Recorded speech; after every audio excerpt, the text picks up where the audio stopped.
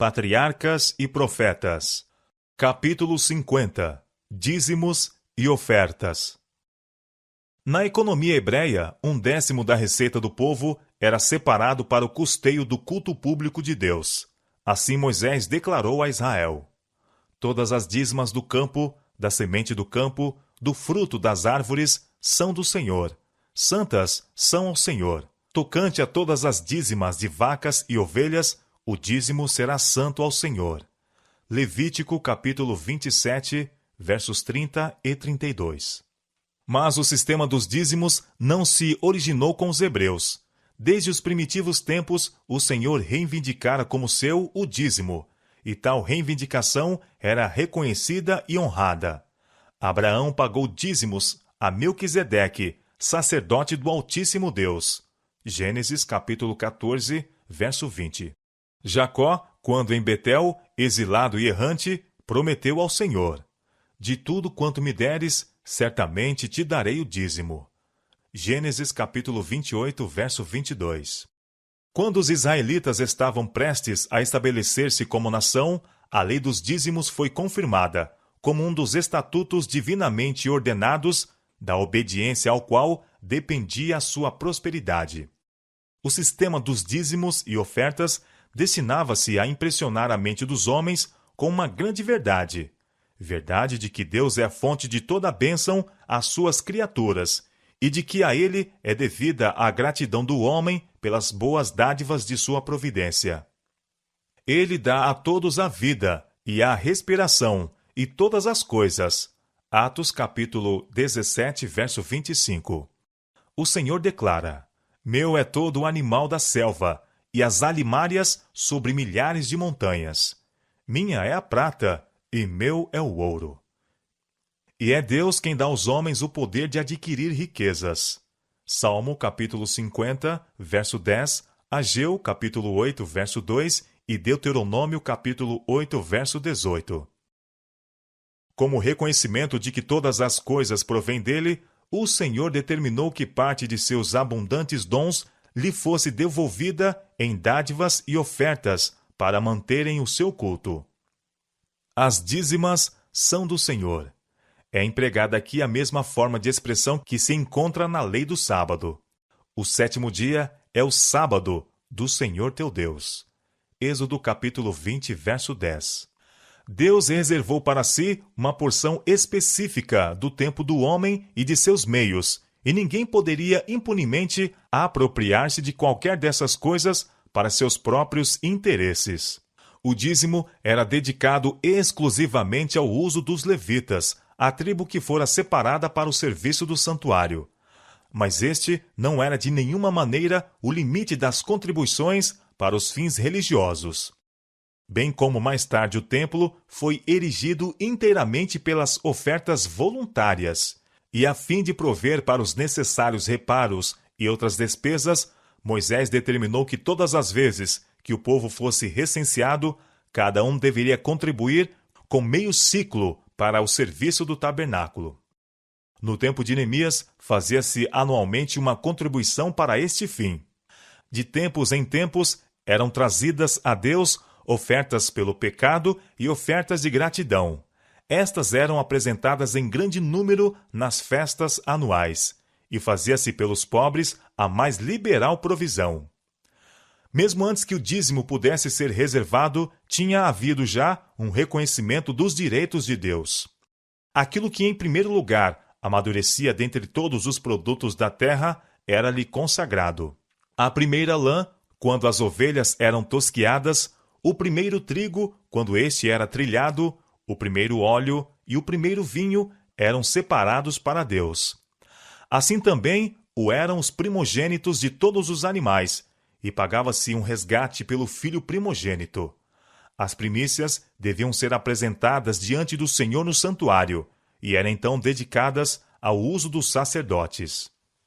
Assim, lembravam-se constantemente ao povo que Deus era o verdadeiro proprietário de seus campos, rebanhos e gado, que ele lhes enviara a luz do sol e a chuva para a semeadura e a ceifa, e que tudo que possuíam era de sua criação, e ele os fizera mordomos de seus bens. Reunindo-se no tabernáculo, os homens de Israel, carregados com as primícias do campo, dos pomares e dos vinhedos, fazia-se um reconhecimento público da bondade de Deus. Quando o sacerdote aceitava o donativo, o ofertante, falando como que na presença de Jeová, dizia: Ciro miserável foi meu pai, e descrevia a permanência no Egito e a aflição de que Deus livrara Israel com braço estendido e com grande espanto, e com sinais e com milagres. E dizia: E nos trouxe a este lugar, e nos deu esta terra, terra que mana leite e mel. E eis que agora eu trouxe as primícias dos frutos da terra, que tu, ó Senhor, me deste. Deuteronômio capítulo 26, versos 5 e versos 8 a 11. As contribuições exigidas dos hebreus para fins religiosos e caritativos montavam a uma quarta parte completa de suas rendas. Uma taxa tão pesada sobre os recursos do povo poder-se-ia esperar que os reduzisse à pobreza. Mas, ao contrário, a fiel observância destes estatutos era uma das condições de sua prosperidade. Sob a condição de sua obediência, Deus lhes fez esta promessa: Por causa de vós, repreenderei o devorador, para que não vos consuma o fruto da terra, e a vide no campo vos não será estéril. E a todas as nações vos chamarão bem-aventurados, porque vós sereis uma terra deleitosa, diz o Senhor dos Exércitos. Malaquias capítulo 3, versos 11 e 12. Uma notável ilustração dos resultados da retenção egoística, mesmo das ofertas voluntárias, para não serem usadas na causa de Deus, foi dada nos dias do profeta Ageu.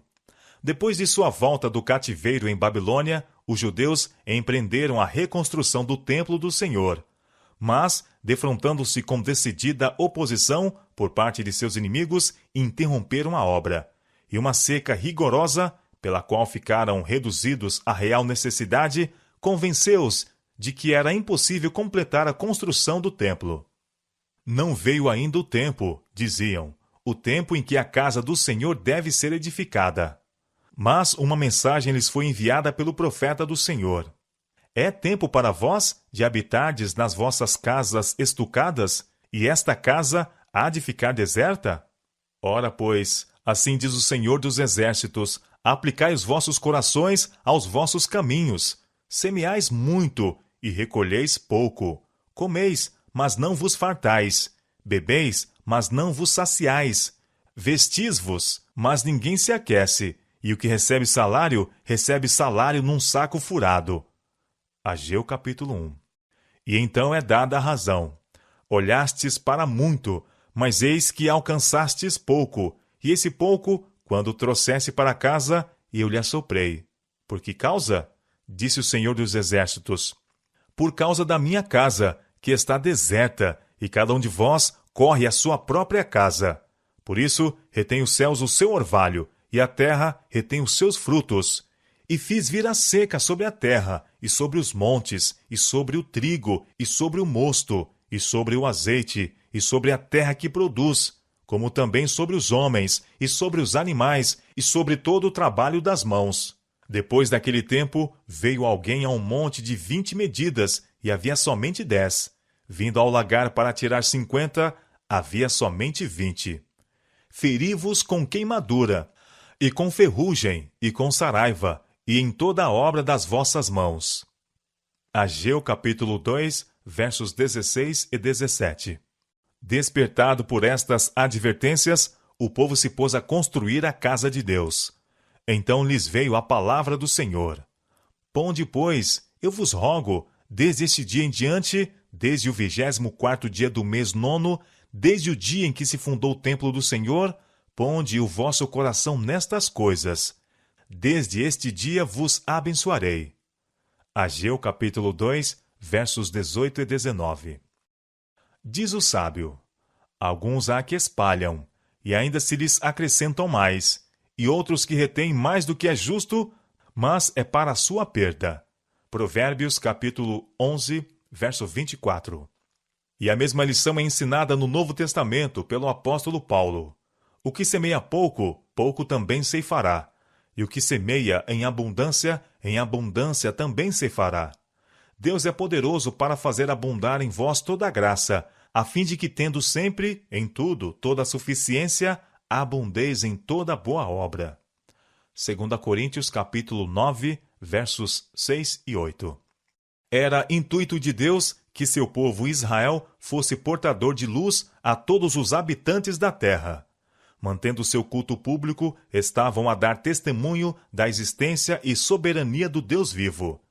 E era privilégio deles sustentar este culto, como expressão de sua fidelidade e amor para com ele. O Senhor ordenou que a difusão da luz e a verdade na terra dependesse dos esforços e das ofertas daqueles que são participantes do dom celestial. Ele poderia ter feito dos anjos os embaixadores de sua verdade. Poderia tornar conhecida sua vontade, assim como proclamara a lei do Sinai, com sua própria voz. Mas em seu amor e sabedoria infinitos, chamou os homens para se tornarem colaboradores seus, escolhendo-os a fim de fazerem esta obra. Nos dias de Israel, os dízimos e as ofertas voluntárias eram necessários para manterem as ordenanças do serviço divino. Deveria o povo de Deus dar menos nesse tempo? O princípio estabelecido por Cristo é que nossas ofertas a Deus sejam em proporção à luz e privilégios gozados. A qualquer que muito for dado, muito se lhe pedirá, e ao que muito se lhe confiou, muito mais se lhe pedirá. São Lucas, capítulo 12, verso 48. Disse o Salvador a seus discípulos quando os enviou: de graça recebestes, de graça dai. São Mateus, capítulo 10, verso 8. Aumentando-se as nossas bênçãos e privilégios, e, acima de tudo, tendo nós presente o sacrifício sem par do glorioso Filho de Deus, não deveria a nossa gratidão ter expressão em dádivas mais abundantes, a fim de levar a outros a mensagem da salvação? A obra do Evangelho, ao ampliar-se, requer maior provisão para a sustentar do que era exigido antigamente, e isto torna agora a lei dos dízimos e ofertas de mais imperiosa necessidade, mesmo do que sob a economia hebreia.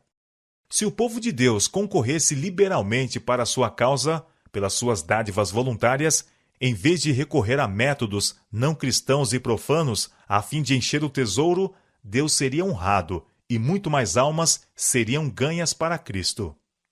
O plano de Moisés para angariar meios para a construção do tabernáculo teve grande êxito. Nenhuma insistência foi necessária, tampouco qualquer dos expedientes a que as igrejas em nosso tempo tantas vezes recorrem.